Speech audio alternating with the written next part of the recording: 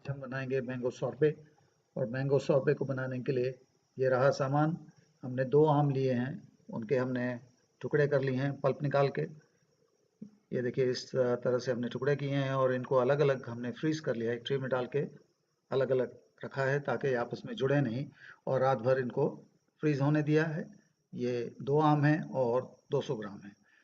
50 ग्राम हमने लिया है कंडेंस्ड मिल्क। आप चाहें तो थोड़ा सा ज़्यादा भी डाल सकते हैं अगर मीठा चाहें, या कम भी कर सकते हैं। 1 टेबलस्पून हमने नींबू का रस लिया है, ये भी आप कम ज़्यादा कर सकते हैं अपने हिसाब से।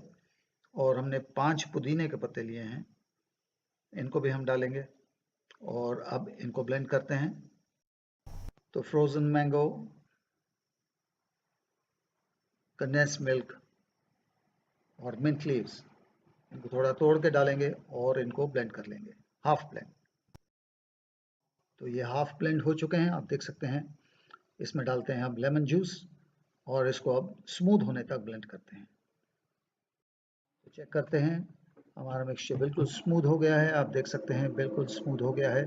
इसको डालते हैं एक एयर टाइट कंटेनर में और इसको फ्रीज़ करेंगे जब तक ये सॉफ्ट सेट नहीं हो जाता। लेकिन उससे पहले हमने इसको लेवल कर देना है इस तरीके से, और उसके बाद में इसको फ्रीज़र में डाल के 3, 4 या 5 घंटे के लिए डालेंगे जब तक ये सॉफ्ट सेट नहीं हो जाता। इसको हमने हार्ड फ्रीज़ नहीं करना है।